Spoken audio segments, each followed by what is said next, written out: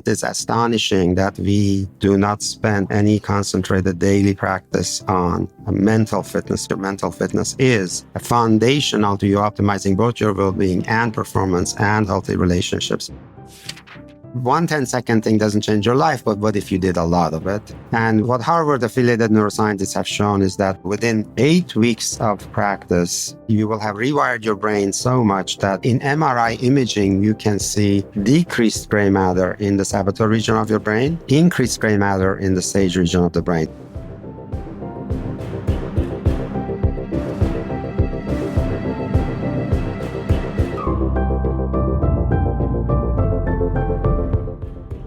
That's Shirzad Chamine. He's the former CEO of the world's largest coaching organization and the man behind the concept of positive intelligence, which is a measure of our ability to shift to positive responses in the face of challenges.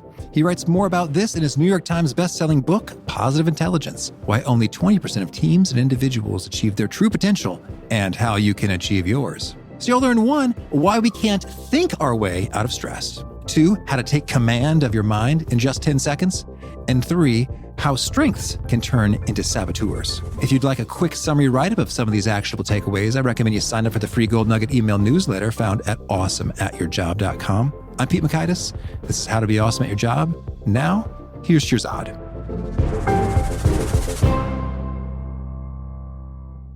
Shirzad, welcome. Pleasure to be here. I've been looking forward to this. Well, I'm excited to be talking about your body of work with regard to positive intelligence. Can you tell us, what do you mean by that? And what's a particularly fascinating discovery you've made about us humans as you've delved into this research? Yeah, what we mean by that is that your mind is very often sabotaging you. So you spend a lot of your time in self-sabotage mode without realizing it. So positive intelligence is about how much your mind is serving you as opposed to sabotaging you. The higher your positive intelligence, the more you're spending your time in the positive part of the brain, which serves you, as opposed to the negative part of the brain where you're sabotaging yourself. Okay, now that's an interesting distinction right off the get-go. Positive means serving you. Negative means sabotaging, as opposed to positive means pleasant and enjoyable. Is that fair to say? We could be served by something that's painful and unpleasant? Yeah, definitely. Serving you goes beyond just pleasant. The Stanford kids have lectured on positive intelligence. They call this work Jedi mind training. So the reason they call it that is because they basically say what this work is about is the battle inside your mind between your inner Darth Vaders versus inner Jedi. And so we have both of those voices in our head. The question is, how strong is one or the other? And we can talk about all the emotional experiences you would have if you're in your inner Jedi mode, which are all positive experiences. Now, the emotions can be empathy, curiosity, joy of creativity, being connected to meaning and purpose, being in calm, clear-headed, laser-focused, fearless action. All of those are modes of the sage where your mind is serving you, as opposed to when you're in the inner Darth Vader, which we call the saboteur part of your brain, when you're sabotaging yourself, you're going to be experiencing negative emotions like stress, anxiety, frustration, anger, shame, guilt, disappointment, self-doubt, and all of those things. Your mind is not serving you. Okay. Well, I mean, it sounds delightful to have some Jedi mind powers and to be less of a Darth Vader inside. Could you maybe share with us a story of someone who made a transformation and sort of what's at stake and what could be possible for us if we get some great control over our mind and our inner saboteurs? Well, I can tell you my own personal story. One of the most transformational days of my life. I actually started a software company that was venture-backed, and I had attracted some of the luminaries of Silicon Valley to be my investors, board members. First client was Hewlett-Packard. Everything was positive. Everything was awesome. I was a visionary leader starting a company. And then 2 years into this, the product was late. The customer was unhappy. A lot of our plans were not working. And so I was under a lot of stress. And one day during lunch, I went out there and got my lunch, came back to our offices, went upstairs where our offices was. And my heart sank because what I saw was the chairman of my board was sitting in the boardroom along with my president and my top VPs. Basically, this was a palace coup. My president and top VCs had gone to the board and said, we cannot work for Shirzad anymore. Under stress, he has become such a controlling, micromanaging, judging leader. We can't stand working for him anymore. It's either him or us. And he's killing his own vision. So that was the most transformational day of my life, professional day of my life, and also the most painful, because I had to figure out, so what's happening here? Who am I? Am I that positive visionary leader that attracted all these people and investors to me to start the company? Or am I this negative, micromanaging, controlling, judging leader that nobody wants to work for? And it just turns out, and it started my whole body of research here, and it turns out that I'm both of those. I have the Darth Vaders inside, I have the inner Jedi inside. And the question is, what conditions bring out my inner Jedi? What conditions bring out my Darth Vaders? And how do I, instead of just letting it happen, how do I take command of that and make sure that my inner Jedi is running the show rather than the Darth Vaders? Wow, that is high stakes. And thank you for sharing that. And I think you've already said it in terms of a lot of us. That is our experience in terms of the Darth Vaders show up in a high stress situation. Either we're just hungry and sleep deprived, just very kind of biological, or the environment is full of stresses, expectations, pressure, too much stuff, and failures, disappointments, things just rock in our world. And so in the midst of that, yes, indeed, what is to be done? Yeah, so what we discovered, we have done a ton of research. My work is very research-based because I have more of a science engineering background. And we did factor analysis with about 500,000 people from across 100 different countries. And we asked the question at the root of it all, what sabotages or what optimizes our well-being or performance? And from that research, we discovered there are 10 ways we self-sabotage. It seems like there are 100 ways or 1,000 ways we self-sabotage and screw ourselves up. But actually, there are only 10 ways. And these are the Darth Vaders. We call them the Saboteurs, the ones that sabotage you. And they have names like the judge, the controller, the stickler, the victim, the avoider, the restless, the pleaser, and so on. And most people have a few. Most people don't have to worry about all 10, but so we do a saboteur assessment that in 5 minutes shows you how you self-sabotage. And these saboteurs go on hyper mode under stress. And so stress really fuels the saboteurs. So if you have a controller, you become more controlling under stress. If you have the avoider, you become more avoiding under stress, and so on. And as you do that, these saboteurs actually generate more stress. So they get us into a vicious cycle of deepening saboteur activation. And they have us generate some results, but we pay a huge price in negativity and loss of mental emotional energy. And on the other hand, on the positive side, the Jedi side, we show you that the inner Jedi lives in an entirely different region of your brain. And we can help you energize that part of your brain. So instead of feeling stressed, you're feeling empathy and curiosity and caring and love and creativity and all those wonderful things. You perform better and you feel better at the same time. We can help you actually energize that part of your brain, build up your inner Jedi, and quiet the saboteur region of the brain. It's literally about brain rewiring. Beautiful. Well, so you've got 10 flavors of saboteur, and I did take that, your fun little assessment, and it was quick. Avoider was my top. But I guess I'm curious to know we talk about brain regions, first of all, well, let's just hear, what are the names of the brain regions associated with sabotage and with the good part?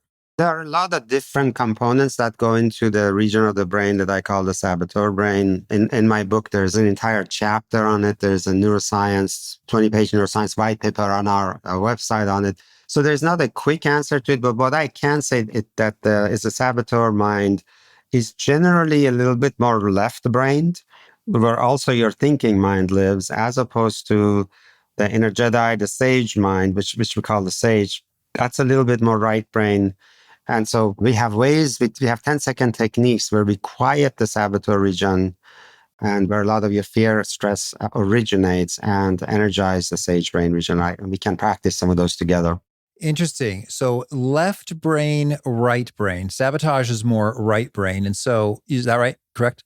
Saboteurs are a little more left-brained, and so they coexist with the part of the brain that the rational mind lives, which is one of the interesting reasons why when you're feeling stressed, you can't think your way out of stress. The harder you think, the more you can kind of dig a hole for yourself. So the way out of a lot of this is not by thinking harder, but actually quieting the hard thinking mind, because your wisdom lives in a different part of your brain. Okay. Rational, left brain. More, I guess, creative stuff, right brain. So I guess maybe if I were to conjure up some images here, the saboteur is more like hard charging executive, and the Jedi is more like artist, dancer, creator. No, actually, so the saboteurs are quite different in their characters. So the controller is hard charging, but the avoider is almost the exact opposite of the hard charging controller. The pleaser is very different. So there are 10 ways of self-sabotage. They have very, very different flavors to them. And on the positive side, what our factor analysis research showed is that there are 5 Jedi superpowers, 5 stage superpowers at the root of it all.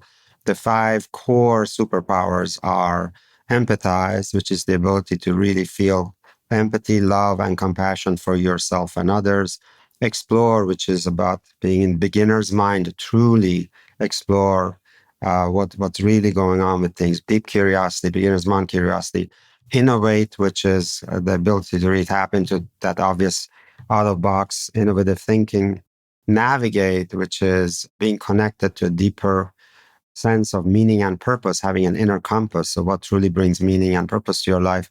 And activate, which is calm, clear-headed, fearless action. And as you can see, these are very different flavors of the sage. And what we show you is that depending on the challenge in front of you, you may need empathy, or you may need curiosity, the explore power, or you may need activate, calm, clear-headed, laser-focused action. If the house is on fire, you don't want to empathize with anybody. You just want to run and take action. That sounds really hard. Your house is burning down right now. That's a tough spot. Okay, well, so you say 10 seconds. That's pretty cool. So you're saying that there are 10-second techniques we can use to tap into each of these 5 sage modes? Yes, we can try one right now. So let's practice this together. So, and hopefully everybody in our audience is going to do that. So please take 2 fingertips and gently rub 2 fingertips against each other with so much attention that you can feel the fingertip ridges on both fingers. So gently rub 2 fingertips against each other with such attention that you can feel the fingertip ridges on both fingers. This was about a 10-second, what we call a PQ rep. And each of these reps, now, if you had your head under a functional MRI machine, you would have noticed that what we just did ever so slightly quieted the saboteur region of your brain, where all your stress and negativity lives and all your saboteurs live, and ever so slightly energized the inner Jedi, the sage part of your brain, but all of these, where you have deeper access to all of these 5 sage powers that I just told you about. And so one 10-second thing doesn't change your life, but what if you did a lot of it? And what Harvard-affiliated neuroscientists have shown is that with our body of practice that we show people, within 8 weeks of practice, you will have rewired your brain so much that in MRI imaging, you can see decreased gray matter in the saboteur region of your brain, increased gray matter in the sage region of the brain. So you literally are rewiring your brain. So you have stronger Jedi and weaker inner Darth Vaders, weaker saboteurs. Well, that sounds delightful. And you're reminding me of, some of the studies on mindfulness meditation, I think share similar-ish kinds of things in terms of there's a rewiring of the brain in different regions look different. But I think a lot of people would have a much harder time doing the quiet breath meditation than they would feeling the ridges on their fingertips. So I like having another tool in the tool belt here. No, it's exactly right. We even had a CFO of a company, a pretty well-known company. He actually taught He's a lifelong meditator. He used to teach meditation every weekend in the city and as a hobby. And as he went through our training, he ends up saying it was life-changing. And one of the reasons was, he said, I'd learned to energize the positive part of my brain when I was meditating with closed eyes and mantra and music in my meditation room, all that stuff. But when I came to work, work was work. Work was stressful. I couldn't close my eyes. I couldn't do any of that stuff. So I just didn't know how to shift my brain activation where it counted the most, which is in the middle of meeting the challenges of my work. And what we have taught people is these 10-second exercises. Now, I just showed you one. There are many others. I can't tell you how many CEOs, and I've been a CEO coach for many years, how many CEOs are sitting in boardrooms around the world, and under the table, they're gently rubbing their two fingertips against each other to make sure they keep cool and do well on a board meeting. So they are very effective. A vast majority of people who start meditation and mindfulness, a vast majority of them quit. They just don't know how to sustain it. Nobody who has ever learned these 10-second techniques has told us they can't do it. They continue doing it because it's so easy. Mm-hmm. Oh, Shirzad, your fingerprints on the world, your legacy. That's lovely. Well, lay some more of these on us, these 10-second techniques. I mean, I'm loving it. It's quick, it's effective. I could even felt it in myself in terms of we're chatting, but there's a little piece of my brain which is like, oh, shucks, this is getting to the end of the day and there's still a lot of stuff I got to get done. Oh, just a little bit of that stress, energy hanging out, and just doing the fingertip stuff. There's less of that. It's like, oh, well, I will think about those matters later when I'm done speaking with Shirzad. So that's awesome. Let's hear some more. Okay. So you have 10 beautiful toes. And try to find as many of your toes as you can. You may need to wiggle your toes a little to try to find as many of your toes as you can. So become really aware of your toes. Wiggle them if you need to. Try to find and feel as many of them as you can. You may not find and feel all of them, but as many of them as you can would be fine. It's so weird is that some toes really are much easier to I know, exactly, to right? find or have awareness of than others. Like the big toes are easy peasy, but those middle guys has some trickiness. One thing you can do, so you've been listening to our voices right now. So our listeners have been listening to our voices. And now, if you become aware of any ambient sounds in the room, so you've been in whatever environment you've been in, but listening to our voices, now become really aware of all the other sounds that you can hear. So become aware of all the other sounds that you can hear while you're also, of course, listening to us. And you'll notice there are some sounds you have not been hearing, even though they have been all around you. And now this becomes intentional attention.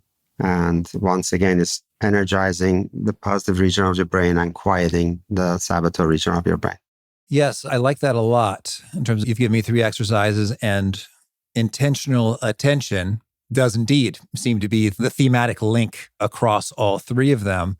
And I guess it's making sense as opposed to our inner mental thought spiral of, oh my gosh, what am I going to do about the situation? And this person could be really upset with me for these reasons. And we exactly right. Turn the volume down on all of that and turn the volume up on finger ridges or toes or whatnot. Exactly right. And what you're doing in all 3 of them, the reason we don't use meditation mindfulness language is because who knows what meditation mindfulness is? So the way we talk about this is, for 10 seconds, you just took command of your mind. This is what we are building. This is what we are practicing. Your mind is a dangerous and crazy place, and it's producing between 10,000 to 60,000 thoughts a day, depending on which researcher you follow. That's a lot of craziness because, think about how many of those thoughts are actually useful. A lot of them are a waste of energy, and some of them are quite harmful. So the main thing we are doing here is saying your mind is a crazy, dangerous place. Lots of stuff is happening that are automatic and not really serving you. And it's a very critical thing for you to learn how to command your own mind. So when you command your mind to notice your fingertip ridges for 10 seconds, instead of thinking about yesterday and tomorrow, all the stuff that right now is not helping you, you're becoming a commander of your mind and a commander of your life. And it is a literal muscle. It starts with the prefrontal cortex in the brain, and then some other regions of the brain. You're actually energizing a part of the brain and quieting others. You're becoming commander of your mind and rewiring your brain to learn to be more and more in command in the future. I love it. Here's some more 10-second exercises. This one you can do with people. And so I use this all the time in interaction with people. Remember, these techniques we want to do in the middle of our life rather than, when we are in a quiet meditation room. So you and I are talking right now. We are seeing each other on video. So you and I can do this now. As you're looking at me, you have been looking at me, but now pay attention to something you haven't really noticed in my face. So some real detail you haven't noticed. Look at me, really look at me, and bring as much of your attention to looking. And in that, you're going to discover details you hadn't noticed until now.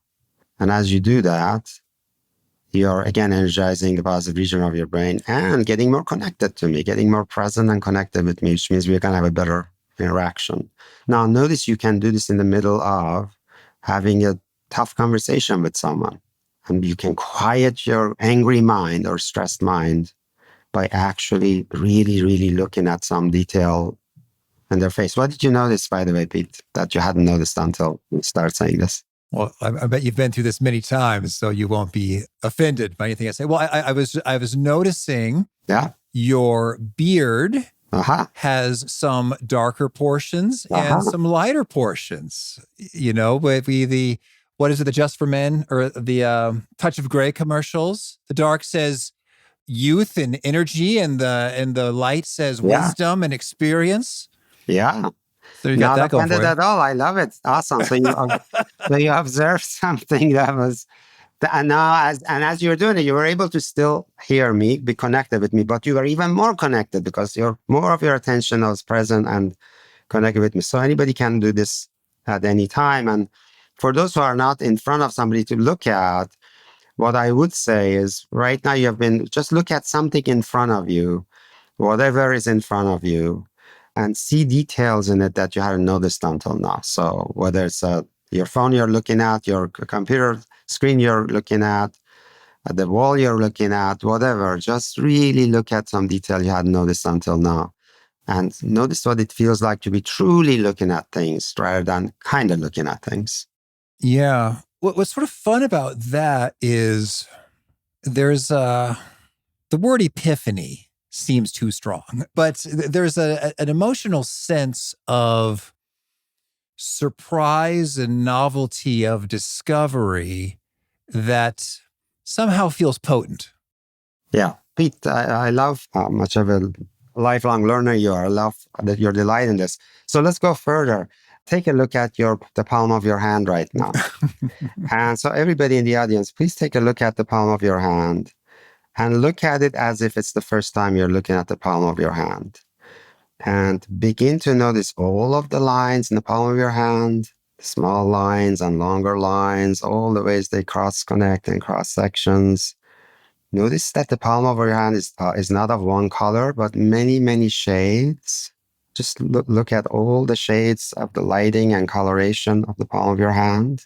Notice it's clearly not flat, but it has all sorts of hills and valleys. And very slowly begin to close down the palm of your hand and see how many muscles get involved as you slowly close down the palm of your hand. This is an absolutely exquisite, unbelievable, marvelous thing, a creation that you're carrying with you, the palm of your own hand, with endless beauty and fascination. And we just started really looking at it.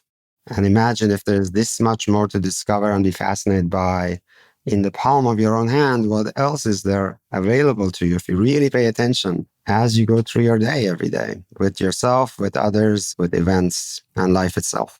Well, what's really interesting, Shirzad, as I do this is it is amazing, the nuances of the hand. And then it's so funny is that my brain can almost by autopilot go into, it is amazing. That's probably why the Tesla people have such a hard time making that Tesla robot, that Tesla Optimus robot. I wonder how they're doing with that. And I mean, some people say they're just going to take over the world with these Tesla. And so he's like, and then it's a totally different vibe.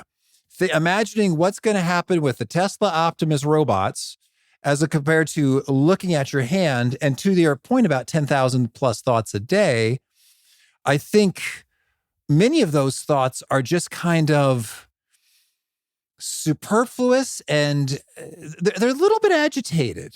Like I'm not worried about the robots taking us over, but it's like ping pong, pinball bouncing all over-y. And that creates a little bit of anxiety is a strong word, but a less of a calm, settled, centered, present vibe. There actually is a bit of anxiety to it because there is no solidity to it, because it's all over the place, because it is so random and so all over the place. And it's the opposite of feeling centered, opposite of grounded, of that stability that comes with a real presence in the thing that you want.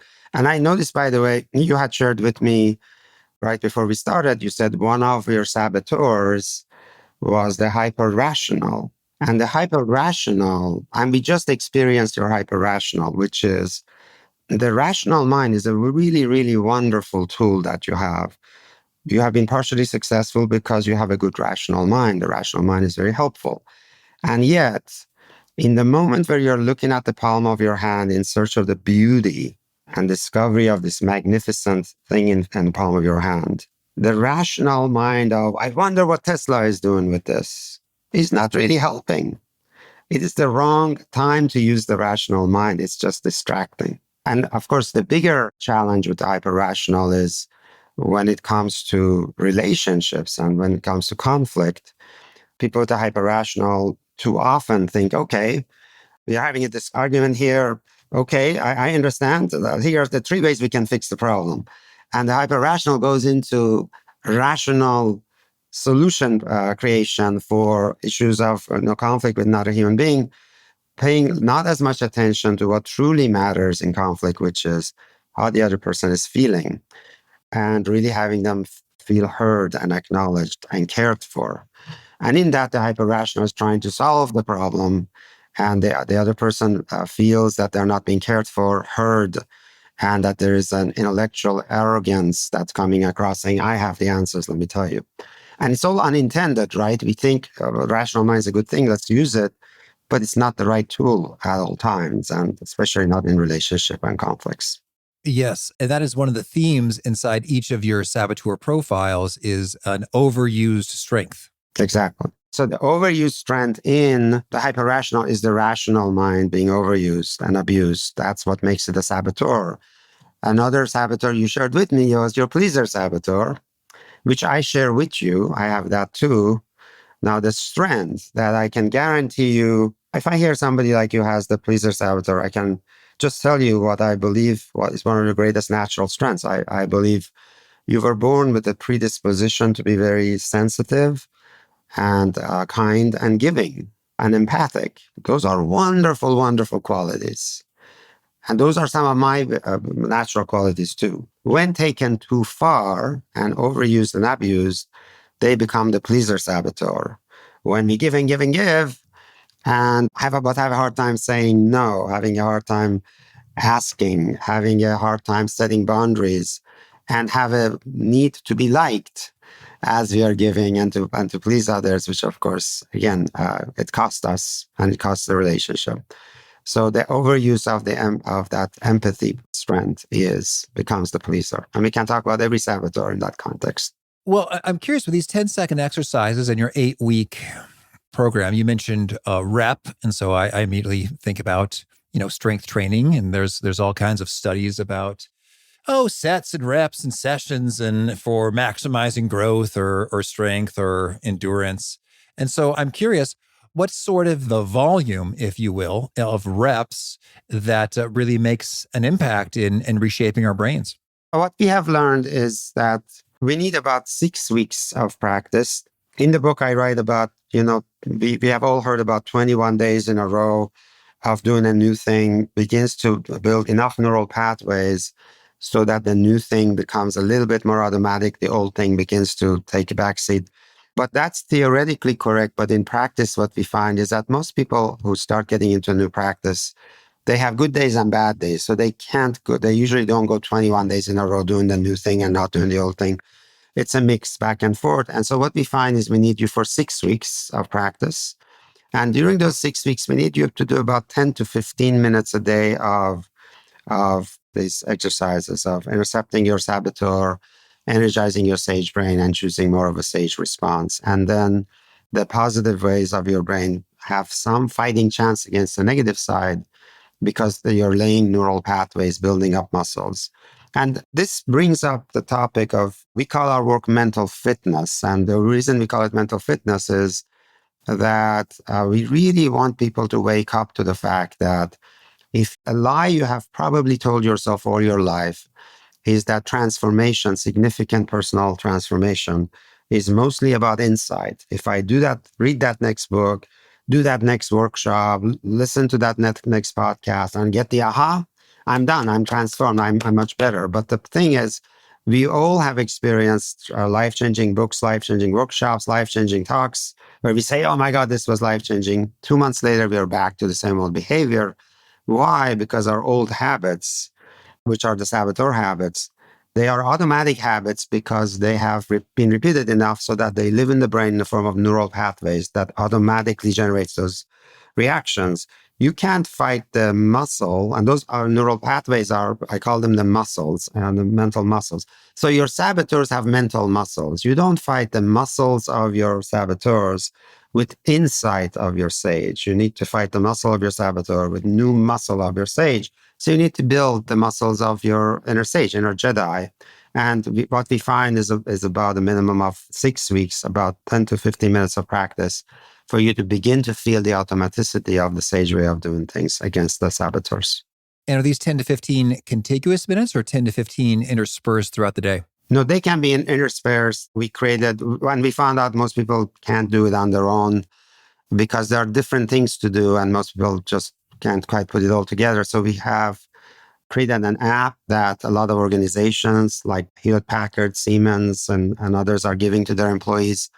The app guides the daily practice. So we spend a whole week on doing these 10-second exercises, a whole week on a couple of weeks on focusing on our top saboteurs, and a few weeks of exercising your sage powers, each of the 5 sage powers, so that it all builds up into the pathway. So that program ends up lasting 6 weeks.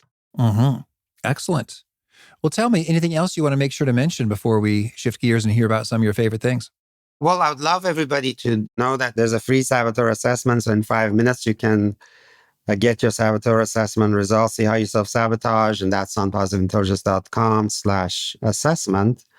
And then if you want to go further, there's a 6-week app guided program that also is on our website, positiveintelligence.com. And the main thing that I'd love for people just take out of this is that there's a bad news and good news in the work that we do with you as you get into this. And whether you read the book or do the saboteur assessment or do our app guided program, the bad news is that as you get into this, you'll discover that your saboteurs are far more destructive and damaging to you, to your well-being and to your performance than you had any clue.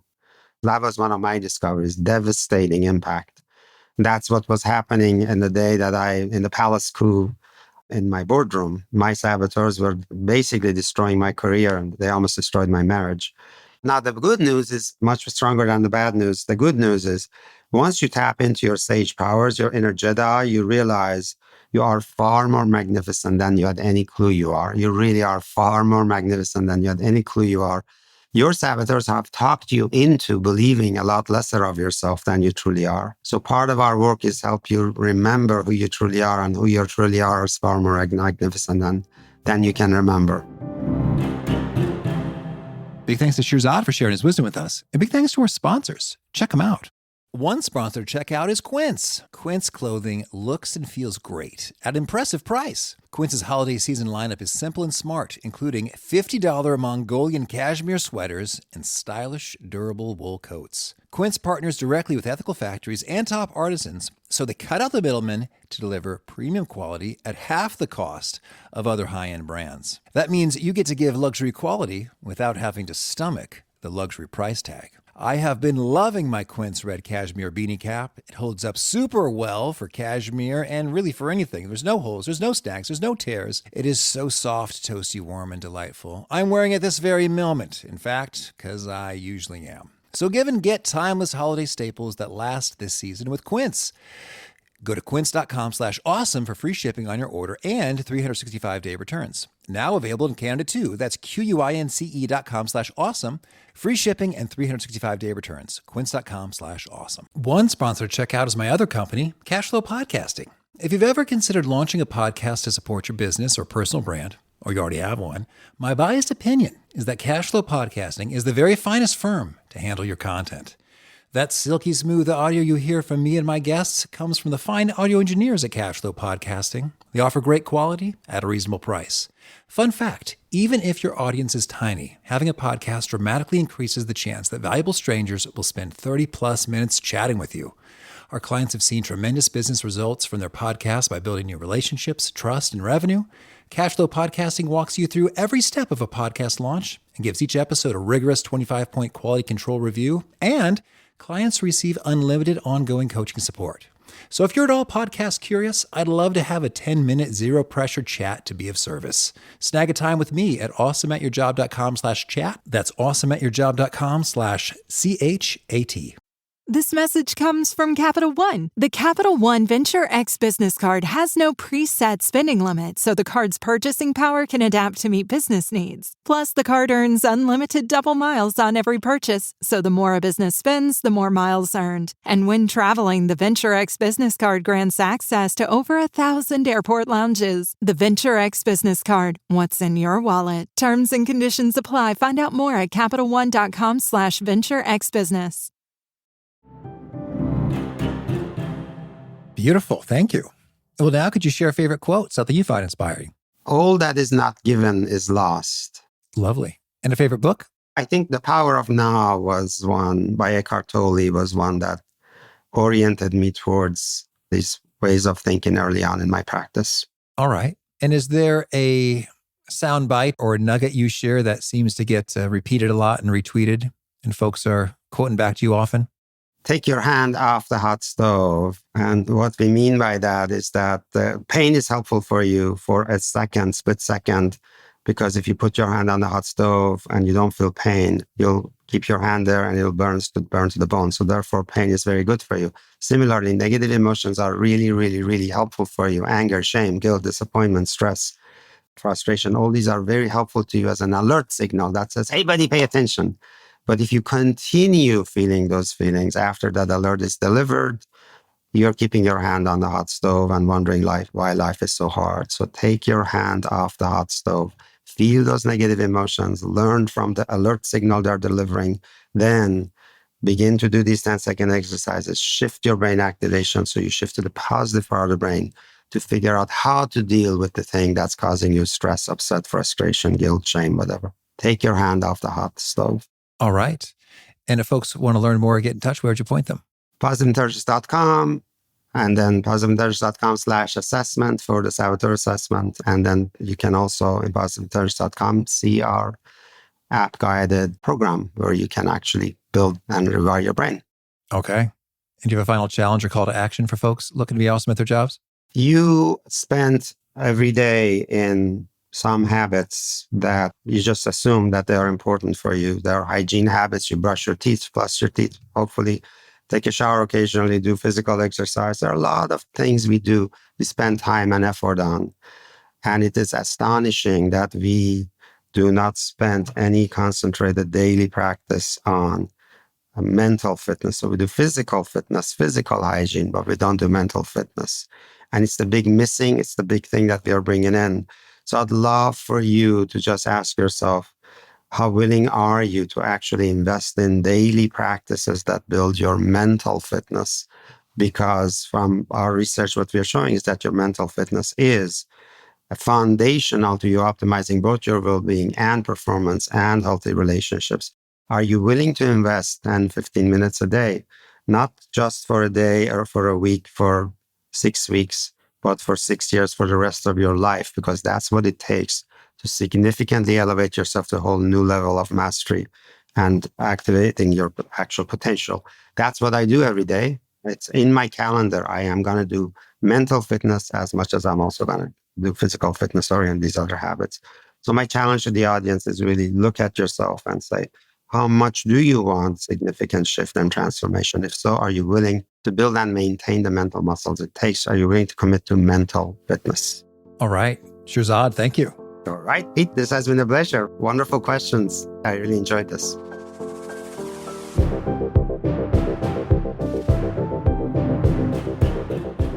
I've been really digging Shirzad's stuff in terms of the book and the app and the program. And one of the statements that's really provoked me is thinking about that notion of the hot stove, and that the unpleasant emotion is serving as an alert. But if we linger in it, it really does not serve us. And I am catching myself doing this all the time. It's so wild. There's just all these tiny examples that I'm catching pop up all the time here. For instance, I wanted to open up a little account at my bank just to make things easy and clear and tidy in terms of cash management, what's going where, what expenses for what. I thought, oh, sure, I'll just go on the website. Oh, I guess I can't do that. I can open a business account, but not a personal account. It's like, oh, well, I can I'll just call the bank. Like, hey, how do I do this? Help me out. And they're like, oh, yeah, click here. That doesn't work. Oh, try it inside the app. Oh, click here. That doesn't work.